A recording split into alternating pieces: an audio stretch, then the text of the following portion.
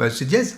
Dièse. Ouais, c'est pas hashtag. Hashtag. Ouais. Non. Ça commence comme ça la vidéo, c'est bien ou Ouais. pas? Bah oui, non, c'est dièse. Au moins. On a l'habitude de dire hashtag, mais non, Ouais, c'est dièse. C'est un dièse. Soyons français. Ouais. Yo les trailers, et bienvenue dans cette nouvelle vidéo. Et aujourd'hui, voilà, on va parler préparation avec en personne le préparateur, Dany Perret, le dièse 34 du coup de l'enduroman. Ouais, le dièse. Et du coup qui a permis que je sois le dièse 47 de cet enduroman. Voilà, c'est une petite vidéo spéciale qui me tenait à cœur de faire parce que Dany a été quand même une des personnes les plus importantes au cœur de cette prépa, qui je pense n'aurait pas été possible sans lui, enfin du moins l'aboutissement. Et voilà, en tout cas, merci d'être là avec nous. C'est un plaisir de t'avoir reçu ce week-end aussi pour échanger sur plein de choses en fait, parce qu'au-delà de la relation coach, il y a quand même une relation d'amitié, je pense, qui est plus forte que la relation de coach qu'on a eue. En tout cas, tout s'est très bien mêlé et c'était parfait. Ça. Ouais.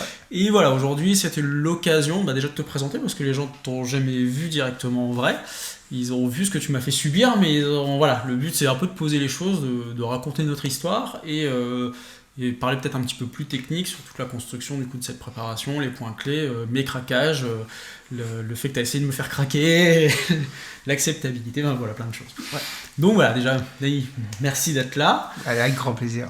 Est-ce que tu as quelque chose à dire pour commencer ou là, Non, je pense qu'on en a parlé juste avant, c'est pas là que je suis le plus à l'aise. Effectivement, je vais faire en sorte de donner le meilleur de moi-même. Bon, on verra, on va voir l'orientation. Il n'y a pas de stress. Alors, du coup, on va peut-être commencer simplement par le commencement, c'est-à-dire notre première rencontre. Alors, ça a été... Notre toute première rencontre, ça a été un peu spécial parce que c'est Lionel, donc le préparateur mental, qui m'a mis en relation avec toi. Et qui du coup nous a permis de nous donner rendez-vous autour d'un salon Skype où on a discuté pour la première fois et déjà je suis arrivé en retard parce que je revenais de l'entraînement, donc belle première image de... Ça m'est resté hein. C'est uniquement la première image, c'est celle qui colle là toujours, ouais. Donc moi transpirant et en retard, très bien. Et du coup on s'est rencontrés là, moi j'avais pas mal de questions, j'étais encore très naïf je pense à cette époque là et voilà, du coup ma première question ça va être mais comment toi t'as vécu ce premier entretien, parce qu'à la base c'était purement un entretien juste pour prendre des infos et moi ce qui m'a marqué dans cette discussion là c'est que tu m'as dit je ne te coacherai pas pour l'enduroman. C'est vrai, ça permet de poser les jalons tout de suite. En fait, la problématique de l'enduroman, et on en a beaucoup parlé ensemble, c'est que lorsque je pose la question « Est-ce que tu sais où tu vas ?» Tu dis « Oui, je sais où je vais. » Et moi, je t'ai répondu quoi ? Non, je ne sais pas encore. Et tu crois ? Tu crois savoir. Tu crois savoir. Et croire savoir et savoir, c'est deux choses différentes. Tu ne sauras quand ? Que quand tu seras dedans. Que quand tu seras dedans, et à un moment, effectivement. Et donc, notre première rencontre, elle était plutôt une rencontre où il fallait marquer, effectivement, le territoire. Hein. C'était pas du tout dans la volonté que tu ne le fasses pas, mais c'est pour te dire que tu t'engages de quelque chose d'assez extraordinaire. Voilà, bien séparé. C'est pas quelque chose d'extraordinaire dans quelque chose de magnifique, mais qui sort de l'ordinaire, de extraordinaire. Et puis, non, personne, c'est pas normal, c'est pas humain, et dans cette anormalité, il y a beaucoup de personnes qui voudraient la rentrer comme une normalité, et ce qui n'est pas du tout le cas, quoi. Donc il faut partir avec quelques bases et que tu n'avais pas, voilà, avec des interrogations qui étaient tout à fait normales. Et puis Lionel a fait la rencontre et à partir de là, il faut trouver vraiment le pourquoi. Ouais. Vraiment le pourquoi. Et c'est voilà, on parle toujours d'un objectif annoncé. Quel est l'objectif caché ? Et puis voilà, la rencontre, la personne, et voilà. Et puis effectivement, même si au début, je savais pertinemment qu'il y avait quelque chose qui s'était créé entre nous pour en arriver là. Et d'ailleurs, ça a été une étape importante, je pense, de se rencontrer de manière physique, en incluant aussi Elodie, qui allait être une personne aussi déterminante dans cette préparation, qui allait subir, entre guillemets, beaucoup de choses. Du coup, on s'était parlé la première fois en novembre, on s'est vu fin janvier, et pour moi ça a été un week-end super enrichissant, super marquant. Enfin, ça a été très chamboulant, je ne sais pas si ça se dit, mais en tout cas... Il fait pas de cadeau, le barbu. Il fait pas de cadeau, non. Il a l'art de mettre comment, dans ses limites, dans ses retranchements, enfin de trouver les petits trucs. Sortir de ta zone de confort. Ouais, c'est ça. Mais toujours avec un enseignement derrière. Enfin, c'est pas juste déstabiliser la personne, je veux dire gratuitement. C'est que il y a des phrases, et les premières phrases que tu m'as dit, c'est ne fais pas de ta souffrance, de ta douleur une souffrance. Voilà, c'est plein de petits mantras, je vais dire, qui m'ont suivi après pendant 1 an et demi de prépa. Et voilà, pour moi, ça a été vraiment une rencontre. En deçà, du coup, comme je le disais tout à l'heure, de cette rencontre purement sportive, là, il y a vraiment une connexion qui s'est faite plus forte, d'ailleurs aussi avec ta femme Nathalie, et avec Elodie. Enfin, voilà, les 4 personnes, je pense, ont bien matché, voilà. Et ça a été vraiment pour moi un moment décisif, et je me disais à ce moment-là, mais si c'est pas Dany, qui peut me coacher, en fait? Enfin, ça va être... Alors, je dis pas juste que tu étais en mesure de le faire parce que tu avais fait l'enduroman. Loin de là, Dany aussi un excellent coach à part entière. Voilà, il a toutes les formations. Tu es spécialisé aussi dans tous ces triathlons extrêmes. Tu avais un projet, l'enduroman pour toi, comme tu nous l'as pas dit, mais tu me l'as dit à moi, c'était une étape pour quelque chose d'encore plus gros après qui s'appelait la 5000. Donc, un triathlon... de 5000 km répartis sur 17 jours, je crois, avec 100 km de natation, il y avait 4000 de vélo. Ouais, 4000 de vélo et puis 900 de course. Voilà. Donc voilà, pour Nadi, c'était juste une étape. Ce qu'on appelle un objectif de moyen. C'était une étape, point barre. Voilà, quand chacun va chercher leur objectif de vie sur l'enduroman, mais bon, voilà. Ouais. Et c'est vraiment à cette période-là que moi j'ai commencé à me prendre des grosses tartes dans la tronche parce qu'il fallait de toute façon prendre conscience au fur et à mesure de ce qu'était l'enduroman. Et voilà, moi, enfin je sais pas toi comment t'as vécu notre rencontre physique, mais en tout cas moi je sais que ça a chamboulé beaucoup de choses dans ma vision et dans l'envie justement de partager cette aventure-là avec toi. Ce qui nous a reliés, en fait, au-delà de la capacité à le faire, c'est la capacité humaine et ta capacité et ton comportement, si tu veux, c'est-à-dire ta façon d'être. C'était l'élément déterminant. Une hypersensibilité qui était prégnante et dans lequel, effectivement, je me suis ressenti. Tu voulais te donner les moyens, même si tu savais pertinemment pas où tu allais, quoi. Si tu veux, c'était l'enduroman, et effectivement de l'enduroman on se donne cette image assez mythique de la course à pied, de la natation avec la traversée de la Manche et du vélo, avec des critères qui sont pas toujours justes, en se disant ça y est, une fois que je suis sur le vélo c'est fini, alors que non. Une fois qu'on est sur le vélo, on risque de tout perdre, même si ça peut paraître facile, 300 km de vélo. Non, on est dans un état d'extrême fatigue qui fait que la dangerosité, elle est là. On peut chuter à n'importe quel moment. On peut... il faut être vraiment en hyper-vigilance. Alors là, c'est moi qui... La natation en elle-même n'est pas l'écueil. Et ça, on en a beaucoup... La natation, c'est la partie la plus plaisante. Alors ça peut surprendre, mais effectivement, il faut que ça soit la partie la plus plaisante. Et la partie la plus difficile, c'est la partie course à pied. Et on le voit très très bien actuellement sur toutes les personnes qui n'arrivent pas à traverser la Manche. C'est pas parce qu'ils n'ont pas des facultés propres à traverser la Manche, c'est parce qu'il y a une très très mauvaise gestion de la course à pied. Donc, voilà. C'est ça, ça a toujours été de toute façon le point de vigilance. Et moi je me souviens de cette phrase de... Quand tu finis ta course à pied, tu sais. Tu as fini ta course, tu sais. Ouais, tu sais. Même si ton objectif a toujours été de m'amener au départ de la course. Alors ça, c'est autre chose. C'est autre chose. Ouais, ça, c'est autre chose. Bien sûr. Ouais. Mais effectivement, j'ai été... moi, c'est ce qui me stressait le plus moi-même, c'est que c'était d'arriver en temps et physiquement apte à la fin de la course à pied. Parce que, comme tu me l'avais assez répété, c'est là que ça va se jouer. Et j'étais très content parce qu'en soi j'ai eu très mal aux jambes, mais c'est quelque chose que j'avais très bien géré, donc ça m'a pas pesé sur le mental. Et certes, en me réveillant de la sieste, j'avais peur parce que je pense qu'il faut quand même garder une peur et une humilité face à la traversée de la Manche. Il faut garder le stress. Oui. Et non pas de la frayeur. On en a parlé, une grosse différence entre un stress qui va t'amener à positiver et à aller de l'avant, contrairement à une frayeur qui va te limiter en te stoppant carrément. Donc il faut garder ce stress, mais éviter la frayeur. Ouais. Et ça a été du coup un mot-clé de toute la prépa. Enfin, ça a été vraiment graduel et par étapes parce que c'est aussi cette difficulté-là de créer une préparation sur aussi longtemps. C'est comme tu me le dis au début, c'est de réussir à choquer le corps à des instants clés pour continuer à avoir une progression progressive du coup, mais sur toute l'année. Et ça, moi, seul j'aurais été incapable de le faire. J'aurais fait des erreurs classiques de je vais m'essayer à toutes les distances avant et tout ça. Enfin voilà, je me serais cramé complètement. En fait, il y a plein de choses que je t'ai pas dites, et puis c'est peut-être l'occasion aujourd'hui de le dire, parce que la préparation physique en elle-même est complètement un objectif secondaire.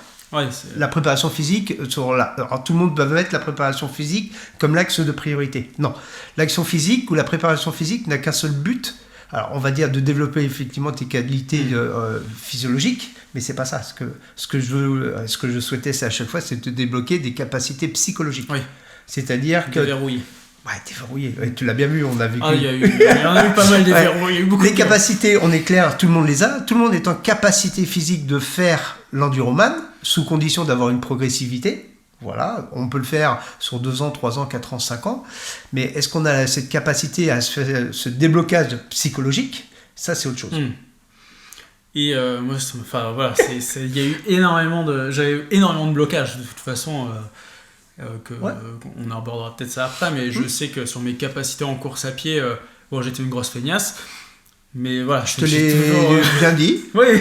T'as pris des grands coups là-dessus. Hein. Ouais. C'est le jour où on s'est entraîné ensemble et qu'on a fait un run and bike, là ça s'est débloqué.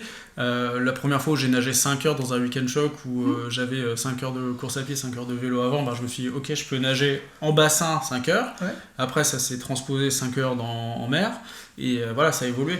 Mais en soi, c'est vrai que tu dis sur le physique, il y a beaucoup de gens qui sont toujours surpris quand je leur dis qu'au max j'ai nagé 6 heures et au max j'ai couru que 6 heures en soi.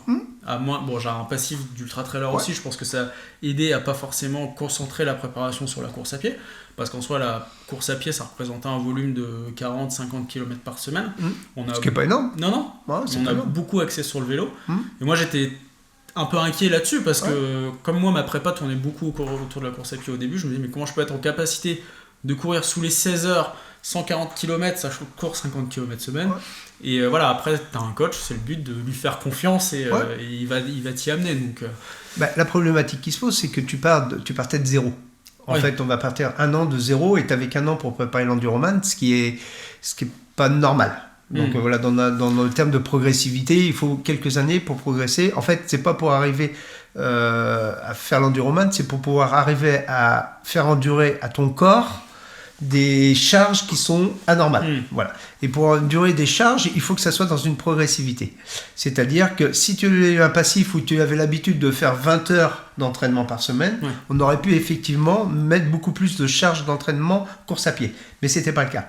Donc c'est toujours cet équilibre et cette interrogation qu'on a sur une préparation, c'est-à-dire qu'est-ce que je peux lui faire endurer au maximum sans pour autant qu'il y ait une contrainte physique qui l'empêche de s'arrêter. C'est-à-dire que la course à pied, c'est quelque chose de traumatisant. Pourtant, il faut lui donner du volume. Donc, je lui donne de la course à pied. Mais pour pas te fatiguer de trop, il faut absolument faire du vélo. Du vélo. Et c'était pas du tout mon choix. J'avais jamais vraiment fait de vélo. Et j'avais jamais vraiment nagé non plus. De toute façon... il y a eu beaucoup de choses à valider. T'es un mauvais coureur. T'es pas un bon nageur.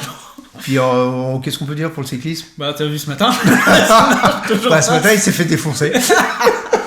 Et ce matin, il s'est fait défoncer encore une nouvelle fois. Donc, à partir de là, non, mais on rigole, mais effectivement, mais l'exemple est marquant, c'est-à-dire que je peux être le meilleur coureur, le meilleur nageur et le meilleur roller, et c'est pas pour autant que je finirai l'enduroman. C'est ça. Et à contrario, si j'ai une qualité d'entraînement progressive qui est adaptée à mes capacités, je rigole, tu as un très très bon niveau course à pied, ça t'a beaucoup aidé. La natation, on est parti de bas, voilà, donc ça n'a pas empêché de traverser la Manche.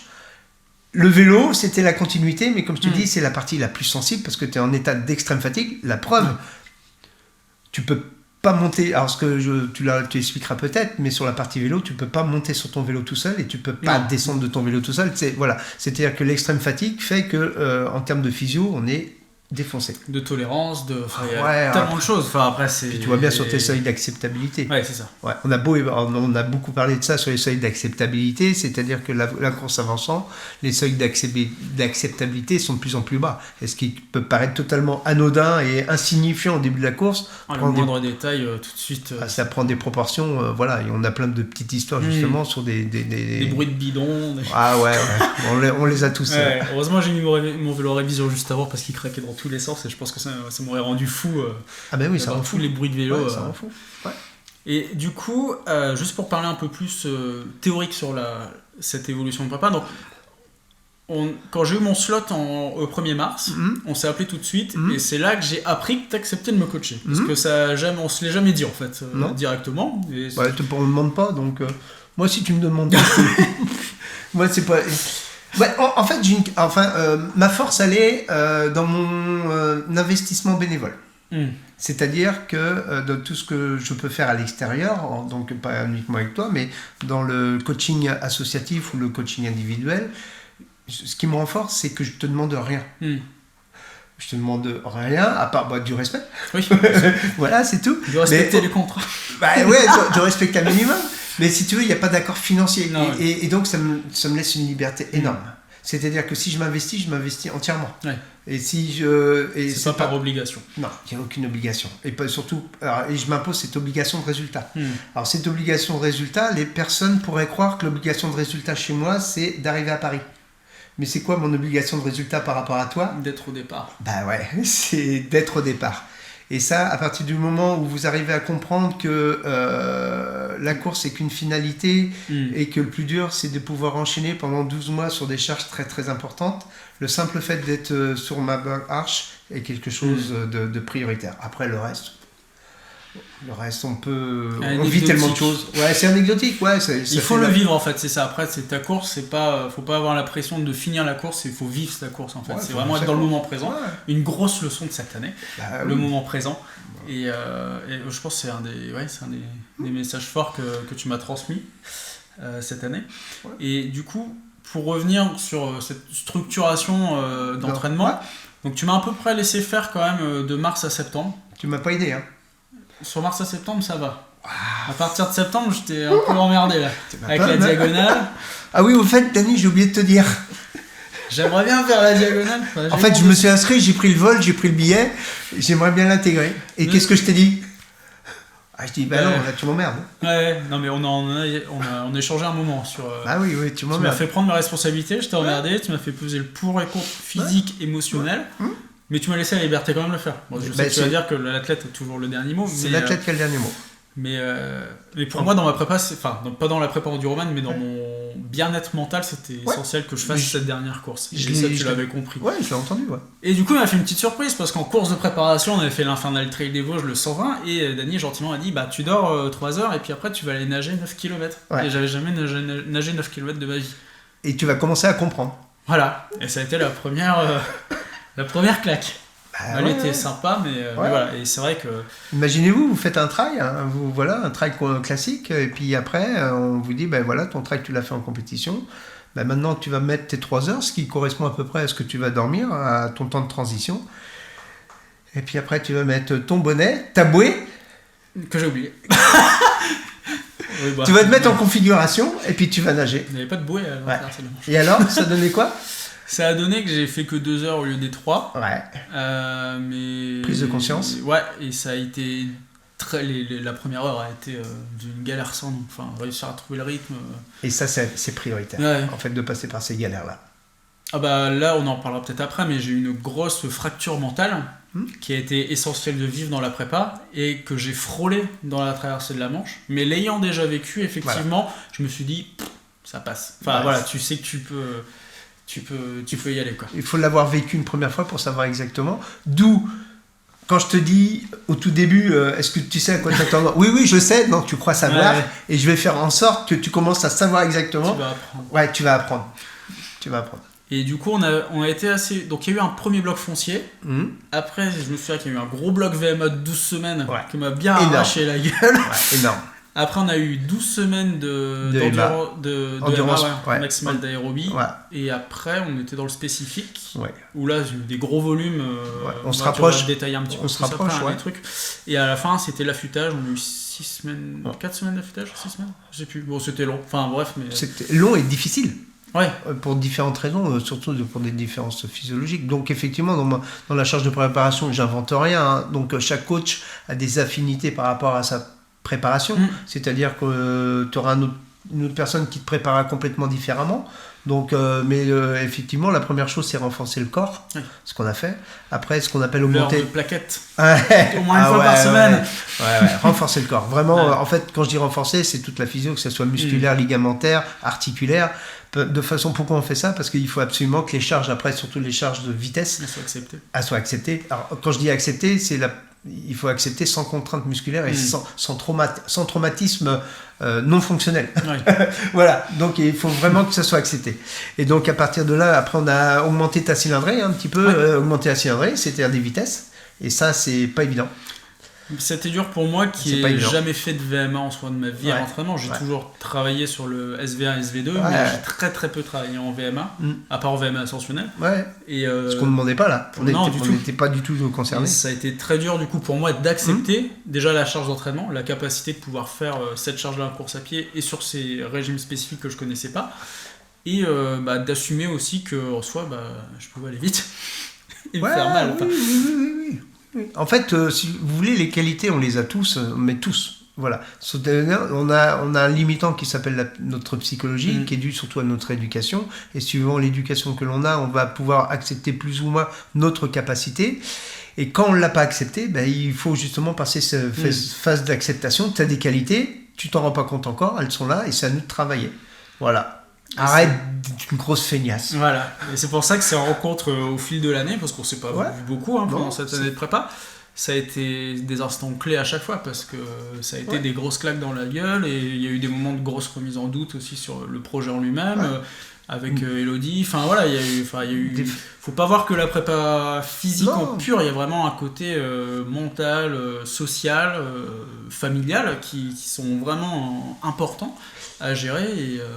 Et j'insiste là-dessus, excuse-moi de te couper, j'insiste là-dessus, c'est-à-dire que quand vous voyez l'image, on va prendre l'image de Jean-Charles, où vous voyez traverser et tout, c'est pas la réalité.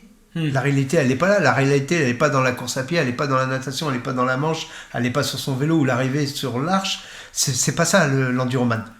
Enfin, l'enduroman, c'est pas ça. C'est juste la partie émergée de l'iceberg dans laquelle que tout le monde voit.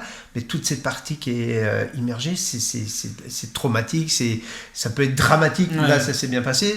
Voilà. Et on le voit bien à travers tous les résultats qu'ils peuvent avoir. L'enduroman n'est pas une course facile, c'est une course réalisable, je répète, sous condition, par tout le monde, sous condition, mais il faut remplir ces conditions-là. Et tu avais mis quand même quelque chose qui n'était pas anodin, c'est-à-dire que tu t'es donné les moyens de tes ambitions. Les moyens de tes ambitions, c'est-à-dire que tu as la capacité de t'arrêter pendant 1 an pour préparer ça. Donc ça, les personnes, je ne sais pas si tu en parles, mais c'est important. Parce que quand tu cumules un travail, alors ça on en a beaucoup parlé, quand tu cumules un travail, forcément les charges admissibles sont beaucoup plus basses. Et là, c'était pas le cas. Et ça a été très dur même, parce que j'avais le droit à un jour de repos par semaine. Important. Mais ce jour de repos-là, avec la vie de famille et tout ça, c'était pas des journées vraiment de pur repos. Et en fait, pareil, j'ai eu des jours où mon seuil d'acceptabilité était proche de 0, parce que cette journée off où j'étais censé vraiment rien faire, il fallait faire les courses, une vie normale. Voilà. Et voilà, c'est que en se projetant, en disant, pour moi, c'était pas envisageable de préparer ça convenablement en travaillant. Je m'imaginais. Si j'avais été seul, oui. En couple, pour moi, c'était inimaginable. Et ça a été... ça a vraiment pas été simple. J'ai eu un gros creux en avril, je pense, après le stage de natation en eau froide, où j'ai eu vraiment... où j'ai explosé sur une journée choc. Et là, on a revu toute la programme. Enfin, tu as revu la programme, parce que j'en avais ma claque des journées choc. On en avait une par mois, en fait, qui était progressive. Donc, je pense que c'était essentiel. Annoncé. Tu avais la programmation. Ah oui, j'avais. Il n'y a eu pas de surprise. Non. Et en fait, c'est que je suis parti sur cette journée. J'ai fait mes 2 heures de natte la veille au soir. Je suis parti courir 5 heures. J'avais eu mal aux pieds pendant 5 heures. J'ai roulé pendant 6 heures sous la pluie. C'était un enfer. Et après, je suis allé nager dans une eau à 10 degrés dans les creux et tout ça. Enfin, voilà, au bout de 3 heures, j'ai arrêté. J'en avais marre. Et je suis arrivé au bout de mon acceptabilité, avec la fatigue qui va avec et tout ça. Et là, on a dû, du coup, remettre un peu en forme la programmation. Parce que... Enfin Putain, il a été coriace. Enfin, il va me le dire qu'il a pété. Ouais. Ça faisait partie, effectivement. C'est un des points clés aussi. Ouais, c'est un point clé, parce que Jean-Charles a une capacité effectivement à retenir pour lui, à pas donner d'informations, à avoir cette façade pour dire ça va bien, et les charges d'entraînement que je lui donnais étaient anormales. Donc voilà. Et puis, je te l'ai dit plein de fois, hein. Putain, j'ai l'impression que tu me prépares pour battre le record, dis donc. Ah, ça, c'est encore autre chose. Ça, c'est autre chose. C'est des petites histoires dans l'histoire. Et puis, à un moment, j'ai dit, bon, ben, ça va physiquement, il tient, il n'a pas de trauma particulier, il va péter. Maintenant, il m'en parlera quand il voudra. Mais voilà, et il va falloir qu'il se livre. Et c'est une façon, effectivement, de te dire à un moment, ok, non, tu vas péter. Enfin, je te l'ai pas dit. Moi, je dis, il va péter. Et jusqu'au jour où... Ça a pété. Et voilà. Et là, c'était aussi un déclic. Bah, c'était une des... Pareil, d'être en mesure de... En fait, je pense que l'enduroman, c'est se connaître. S'il y a une... Tu parles effectivement de la prépa physique, mentale et tout ça, mais avoir une parfaite connaissance de soi, de ses émotions, des ressentis qu'on a en temps réel, c'est juste essentiel de savoir justement où est sa limite, de ne pas la franchir et de garder un équilibre. Et ça n'existe pas, il n'y a pas de notion de limite. Bah, c'est celle qu'on s'impose, tu vas me dire. Même pas. Bah non. La limite, enfin bon, là, on fait vraiment une petite parenthèse. Oui. Ah, la première, ça y est. La première. Non, mais c'est vrai que là, on a une éducation qui nous dit un moment qui est plutôt dans la négativité, c'est-à-dire tu n'es pas capable de ça, tu n'as pas le moyen de faire ça, tu n'auras jamais ce niveau-là, de toute façon, tu as éteint tes limites.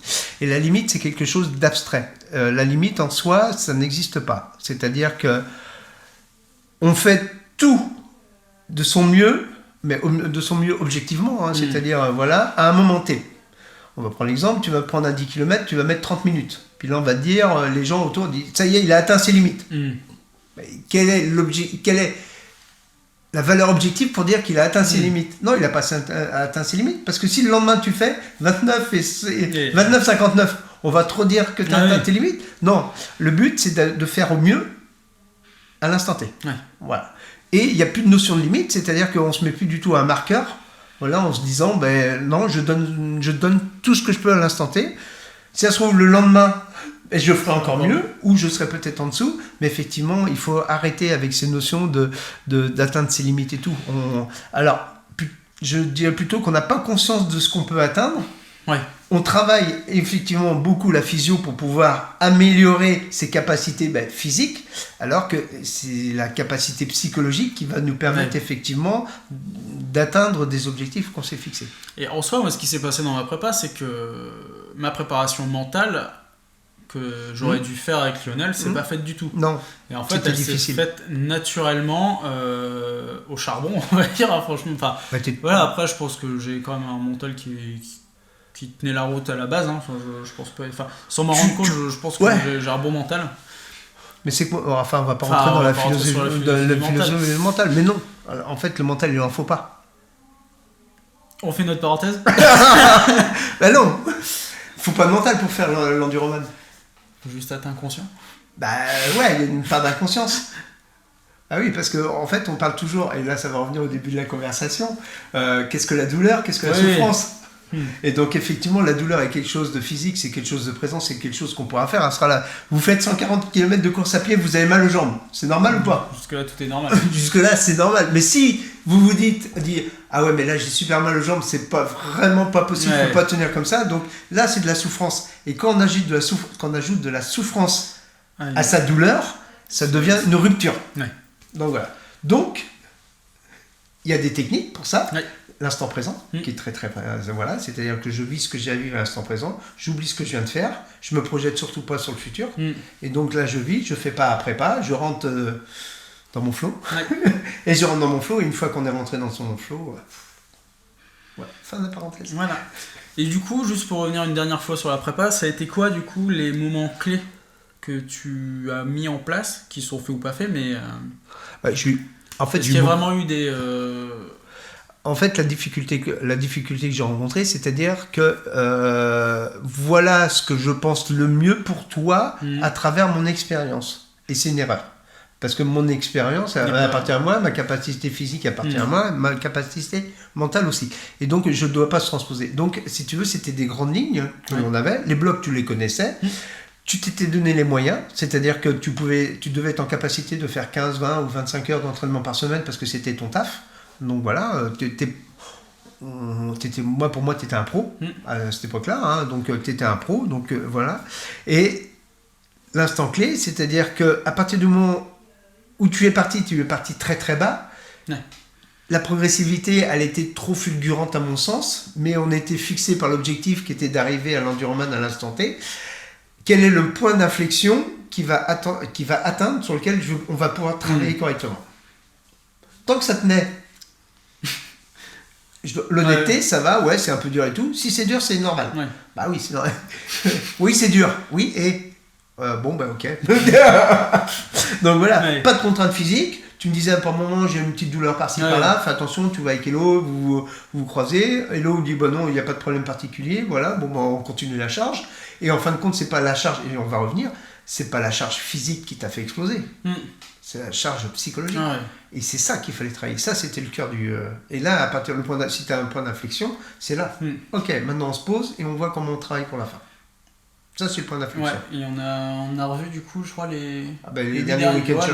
Quand je te dis semaines, le moment de soulagement, bah là je t'enlève ce week-end shop. Tu m'en as laissé plus qu'un, il m'en restait 3 normalement. Ouais. Là, 24... t'as fait merci mon Dieu. Je crois pas en Dieu, mais merci. Mon Dieu. Le 24 heures, je voulais vraiment le faire parce que pour moi il était décisif. C'était mais mentalement, c'était trop récurrent pour moi, effectivement, d'avoir. Et c'était normal. C'était normal. L'enduroman, tu t'attaques où vous allez vous attaquer à quelque chose d'anormal. Et pour arriver à quelque chose d'anormal, vous voudriez faire quelque chose de normal. Et donc là, non. Pour arriver à quelque chose d'anormal, il faut que ça devienne normal en passant par des entraînements anormaux et surtout une charge psychologique anormale. Et tu étais protégé. Parce que tu n'avais pas de travail. Tu n'avais pas de travail. C'est-à-dire que quand tu partais à un entraînement, tu étais à 100% de tes capacités physiques, intellectuelles et énergétiques. C'est important. C'est une notion qu'on reviendra aussi. Ouais. Pas là, mais on en reparlera nous. Du coup, donc la prépa se passe bien, tous les voyants sont au vert, le plus dur est fait, le reste est anecdotique. Ouais. Pour citer une des dernières phrases que tu m'as données en mail. Vient la semaine clé. Ouais. Et Dany qui m'annonce quelques semaines avant, je pourrais pas être là. Bah alors, ça a été... T'es une grande personne.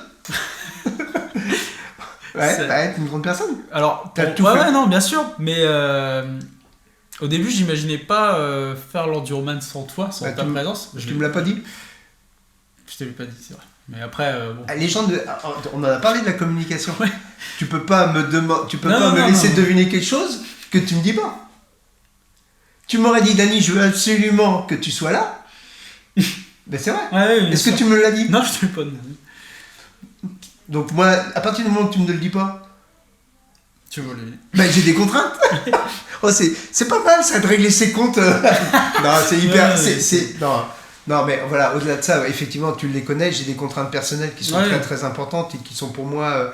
Voilà, mais alors on pouvait pas aller à l'encontre de. Ouais, on peut pas aller à l'encontre. Voilà, on pouvait pas aller à l'encontre de celle-là. Ça m'a touché, hein, effectivement, parce que avec Nathalie, on a été touchés. Et puis.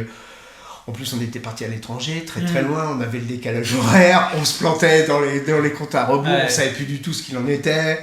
Voilà, on va pas revenir. À un moment, j'ai dit, mais qu'est-ce qu'il branle? Il est où là? Il est où? On en reviendra.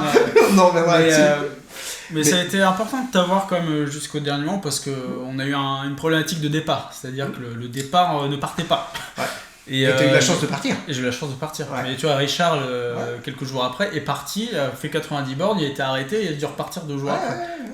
À ça, j'aurais pas été prêt. À pas partir, j'ai été après. Tu l'aurais fait. Je l'aurais fait. Mais tu l'aurais fait. À l'instant, oui, à l'instant. Mais il n'y a rien de facile. Non. Mais tu l'aurais fait. Et du coup, comment du coup t'as vécu toi la course de loin? Bah, émotionnellement, c'est très très dur parce que j'étais partagé entre la rencontre avec mes enfants. Oui. Donc le fait de revoir mes enfants, donc c'était quelque chose de très très important. Et puis le fait d'être à côté, effectivement, te suivre, ne pas avoir voilà. J'avais une confiance absolue. Oui. Donc si tu veux, émotionnellement, tu vois bien comment je suis. Émotionnellement, c'est devenu une normalité. Il a fait en sorte que la normalité devienne normale. Donc il va y aller avec tous ses hauts et ses bas. On a parlé, effectivement, pas trop de moments de joie surtout. Non. Voilà, parce que... Et donc à partir de là, voilà, ça s'est fait. La course à pied, alors moi je le vois, la course à pied a été gérée. La natation a été gérée, avec toutes les difficultés que ça pouvait avoir, parce qu'on en avait parlé. C'est pas parce que tu vois le Cap Greené que c'est fini. Voilà. Et quand tu vois le Cap Griné qui commence à se déplacer sur la droite, généralement, quand tu vois le Cap Griné et que toi, tu as l'impression de... Ben non, pourtant, je lâche droit. Alors, pourquoi la côte, elle bouge? C'est qu'il y a un moment, ça se passe pas bien. Et c'est parce que j'avais cette connaissance de ce que j'allais rencontrer que tu m'as dit, ne perds pas confiance en ton pilote. Jamais. Et de toute façon, t'as le banc de phoque et c'est tout, faut juste le passer. Ouais. Donc à partir de là, certes j'ai eu mes moments de faiblesse et tout ça, mais ça on en parle dans la vidéo. Mais voilà, je savais que j'avais Mike à côté de moi qui me faisait des sourires et tu décroches pas quoi. Mais malgré tout ce qui peut se passer, que tu vois l'hélice du bateau qui tourne plus, malgré que tu nages, que le bateau s'éloigne et toi tu arrives pas, et qu'on dit donne tout. Ça fait 15 heures que tu donnes tout, puis on dit accélère. Wow. Accélère. T'avais contenu la douleur de tes bras et alors là. Allez, ça faut le vivre. Hein. Ça fait 15 heures qu'on se bat contre les aimants, puis à un moment l'équipe est dans sa plus grande bienveillance qui dit parce que à sec tu commences à reculer. Ouais. Voilà, et là, vous donnez tout, puis elle vous dit accélère. Non, mais comment dire je suis déjà à fond. Et on le sait. Et moi, ça m'a fusillé les bras. Pourtant, j'avais contenu ma douleur au bras mais il faut passer. Et il fallait passer. Encore, j'ai pas assez donné parce que j'aurais pu encore aller plus mieux. Mais c'est pas grave. Mais j'avais à la fin. Donc, confiance totale envers toi. Et effectivement, une fois que tu es arrivé sur le vélo, c'était simplement de la. D'ailleurs, sur le vélo, je sais pas si tu en parles, mais on a eu une conversation énorme avec. J'en ai eu des échos. T'es pas au courant de tout ? Pas au courant. Ok, donc ça fait partie des petites histoires, on en discutera si tu veux, mais il y a eu vraiment un coup de téléphone tripartite entre Nino, Hello et moi, et où là, c'était simplement, arrête. Où j'ai dit donc Nino qui était ton juge, j'ai dit écoute, c'est simple, s'il veut pas s'arrêter, tu le disqualifies. Tu l'apprends ? Non, tu l'avais. Ok. Et t'avais été. J'étais j'ai dit si tu, après tu raconteras dans ta partie effectivement, et là j'avais mais vraiment aucun remords. Aucun remords. Pourquoi ? Parce que JC est plus important pour moi vivant vivant que plutôt essayer de prendre une gamelle parce que t'es en soin, et donc voilà, après on était raccord sur le discours, stop, et quand je dis de stopper, c'est stopper, donc voilà. Et donc à partir du moment qu'on a eu cette conversation, je savais que c'était la fin, je savais que c'était fini, même si j'avais des interrogations, mais qu'est-ce qu'il a branlé à Calais, mais c'est quoi cette idée de merde. Et effectivement on a rediscuté tous les deux où le fait de ma présence aurait... Oui, je pense que vraiment ça aurait changé. Enfin, ça aurait pas changé grand chose sur l'arrivée, ça aurait changé quelque chose sur les chronos. Parce que là, on a 5-6 heures de perdu, plus en plus ça a été induit sur ta motivation sur le vélo. Ouais, du coup. Donc il y a vraiment pas mal d'heures perdu, c'est pas le terme, parce que ce que tu as perdu, on en a discuté aussi, ce que tu as perdu en chrono, c'est des moments émotionnels avec la famille. Et ça, ton chrono, tu le tiendras qu'un temps, alors que ce que tu as vécu avec ta famille, ça restera dans ton cœur jusqu'à la fin de ta vie. Et ça, c'est beaucoup plus important. Donc voilà, non, j'ai vécu ça, on était super contents, super contents, mais le job était fait. Tu vois, moi, t'étais sur ma belle arche après. Vis ta vie, t'es une grande personne. T'es une grande personne. Et je suis très content en tout cas d'être avec vous, mais c'est vrai que l'émotion de l'arrivée n'égale pas l'émotion de l'arrivée de la Manche. Enfin, je sais pas toi comment tu l'as vécu, mais moi j'étais juste content de voir plein de gens, mais c'est pas la même. En fait, c'est pas nous. Il faudrait que tu interviewes papa, maman, hello. Donc voilà, c'est des personnes. Ok, est-ce que tu aurais un dernier truc à rajouter ? Non, pas particulièrement. Tu es une très très bonne équipe. Oui, une très bonne équipe derrière. L'équipe, attention, parce que l'équipe, c'est une gestion très très particulière. Ouais. On ne peut pas y arriver seul, ça c'est clair. Sûr. Je l'ai répété assez. Ouais, on ne peut pas y arriver seul, mais attention à l'implication de l'équipe. C'est-à-dire que c'est des personnes qui vont vivre aussi des choses en plus différentes, ils devront accepter que ton seuil d'acceptabilité diminue, et quand je dis diminue, soit très très faible, c'est-à-dire que et surtout il faut qu'ils aient une confiance absolue en toi, parce qu'on le voit surtout sur le bateau. Alors quand vous nagez, vous savez exactement ce qui se passe sur le bateau, de toute façon tous les moments de détresse, alors même s'il n'y a aucun dialogue, Très peu de dialogue. toutes Par les heures. par contre, à chaque fois que vous prenez une respiration, vous regardez sur le bateau et vous voyez tout. C'est incroyable, hein. Moi quand je vois les vidéos, on scrute, mais on fait que on ça. Scrute, hein. On scrute. C'est la seule distraction qu'on a. Enfin, on sait s'ils sont malades, on sait s'ils sont gerbés, on sait, ils vont vous dire ouais ça va, tout va bien, on sait pertinemment. Ouais. Alors parce que l'équipe sur le bateau, ils sont c'est la pire. Hein. Vaut mieux nager. On sait pas ce qu'on leur demande. Hein. C'est pour ça que ça a été. On a beaucoup échangé sur le fait de la présence d'Elodie du coup sur le bateau. Ouais. T'étais contre. Je pense que tu l'es toujours aujourd'hui. Je suis toujours contre. Mais ça s'est très bien passé. En fait, c'est toujours cette partie où on a parlé entre le pragmatisme et l'affect. Il faut sur le bateau que ça soit des personnes qui soient pragmatiques. Point. Voilà. Je vois, tu es en capacité de nager, tu as tes 60 coups de bras, je te connais, tu continues. Ok, t'as mal, c'est pas des personnes qui doivent être dans l'affect. T'as mal, est-ce que c'est normal si t'as mal? Oui, c'est tout à fait normal. Donc tu continues. Est-ce que t'as payé pour traverser? Ça, j'y ai pensé aussi. Non, j'ai plus pensé au temps d'entraînement et tout ça. Enfin, tu vois, le flottement du début où tu dis t'as déjà nagé 6 heures, va au moins jusqu'à 6 heures, et puis après, ton état d'esprit change complètement et tu y vas, quoi. Enfin, mais moi, j'ai adoré, si tu veux, la perte de notion de temps. Quand t'es dans la Manche et après à vélo, mais... on est dans notre flow complètement. Alors le flow c'est quoi? C'est une distorsion temporelle et puis de distance, donc en fait d'espace-temps. Bon, vous regarderez après toutes les définitions, mais effectivement quand on vous dit une distorsion temporelle et d'espace, c'est exactement ça. C'est-à-dire que 1 heure c'est 30 secondes, 5 heures c'est 5 minutes. Et on a toutes nos histoires là-dessus. Hein. Pour en venir à Elodie, c'est très très important parce que c'était vrai que j'étais contre sa présence, parce que la problématique d'Elodie c'est la compagne, et en tant que compagne, l'affect est beaucoup plus fort que le pragmatisme. Et si tu t'étais retrouvé sur un moment où tu étais en faiblesse psychologique, le simple voir, donc elle l'aurait ressenti, et ça t'aurait mis une charge supplémentaire, et ça c'est des causes de rupture. C'est vraiment... De toute façon, la rupture... mentale, hein. Oui, mais rupture... Ouais, non, mais... Pardon, excuse-moi. Oui, pour moi, j'y étais pas du tout. Mais c'est une rupture mentale. De toute façon, pour moi, 100%. Alors, on peut inventer les mots de vente et tout. Il faudrait vraiment que les gens soient honnêtes et qu'on ait vraiment une étude là-dessus. Mais je suis persuadé que 100% des personnes, c'est une rupture mentale. Après, on s'invente...